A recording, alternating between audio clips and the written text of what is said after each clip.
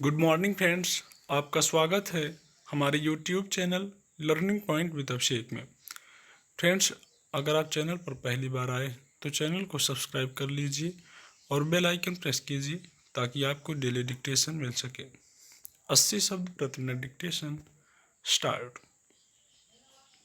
बचपन में मुझे पतंगबाजी का जबरदस्त शौक था। वैसे भी बचपन और पतंग का आपस में गहरा संबंध रहा है। आज भी जब आकाश पर पतंग को उड़ते देखता हूँ तो मेरा मन बाल सुलभ उत्साह से भर जाता है। अब भले ही पतंग नहीं उड़ा पाता, लेकिन छत पर बैठकर उड़ती पतंगों को देखकर ख्यालों की दुनिया में जरूर गुम हो जाता हूँ। कई बार आंखें मूंद कर अपने बाल स्वरूप को देखने की कोशिश करता हूँ। एक बच्चे को कटी हुई पतंगों के पीछे भागते देखता हूँ। वह बालक अपने बाल सखाओं के साथ कागज की पतंग बना रहा होता है। आगे को धारदार बनाने के लिए कांच पीस रहा है, उसे भात से सान रहा है और उसके बाद उसमें लाल नीले पीले रंग भी मिला रहा है।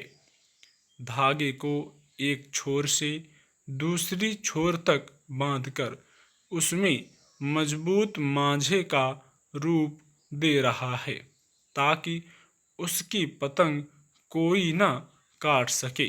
सहसा कोई आवाज देता है और आंख खुल जाती है और मैं अपनी पुराना अवस्था में लौट जाता हूँ। वह प्यारा बचपन कहीं लुप्त हो जाता है। फिर आकाश पर तैरती पतंगें देख कर ही मन मगन हो जाता है। उड़ती पतंग अब मुझे मनुष्य के उत्थान और पतन की कथाएं भी लगती हैं। कोई पतंग शीर्ष तक जाती है और घंटों आकाश पर तनी रहती है। कुछ पतंगें दूसरी पतंगों से पेंच लड़ाती हैं और कटकर बहुत दूर चली जाती हैं। यह कटी पतंग मनुष्य के इस सत्य को रूपायित करती है कि हमको उड़ने के बाद कटना भी पड़ता है। आकाश पर उड़ने वाली हर पतंग को दूसरी पतंग के साथ पेंच लड़ाने के लिए भी तैयार रहना चाहिए। ऐसी स्थिति में वह कट भी सकती है और दूसरी पतंग को काट भी सकती है। मैं चाहता था कि मेरा इंजीनियर बेटा समय मिलने पर पतंग उड़ाए, लेकिन उसे पतंगबाजी का शौक नहीं रहा कभी। एक बार मैंने बहुत जिद की तो वह बाजार से कुछ पतंगे खरीद लाया। धागे वाली गड़ारी भी साथ ले आया, लेकिन वह पतंग का धागा ठीक से नहीं बांध सका। बड़ी मुश्किल से वह सफल हुआ। किसी तरह पतंग उड़ी और दूसरी पतंग के साथ पेंच भी लड़ी, लेकिन कुछ ही देर बाद कट गई। उसके बाद से तो उसने पतंग उड़ाने से ही तौबा कर ली। आज भी जब आकाश में उड़ती पतंगों को देखता हूँ तो लगता है कि बचपन जिंदा हो रहा है।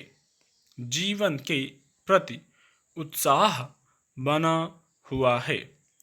इस महामारी में भी जब घर से बाहर निकलना खतरे से खाली नहीं, तब शाम को 1-2 घंटे पतंग उड़ाकर भी लोग जीवन का आनंद ले रहे हैं।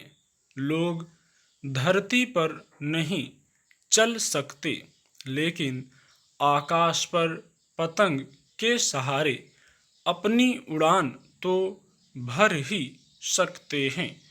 आज के संक्रमित दौर में पतंग हमें उड़ना भी सिखाती है। हालांकि कटने के बाद वह इस सत्य से भी हमारा सामना कराती है कि आखिर जीवन की भी यही गति होनी है। पतंग की तरह हम उड़ेंगे और कट कर कहीं दूर चले जाएंगे।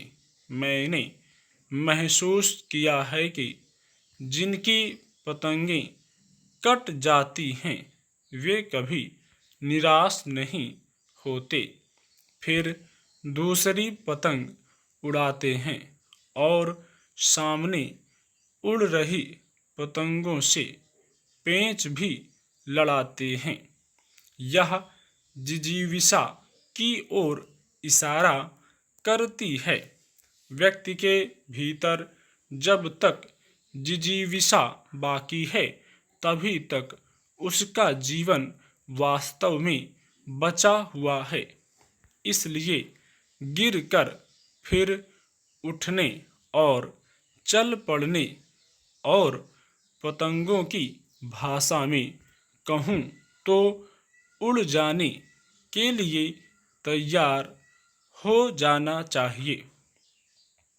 विफल होने के बाद भी सफलता की ललक पतंगबाजी में सीखी जा सकती है।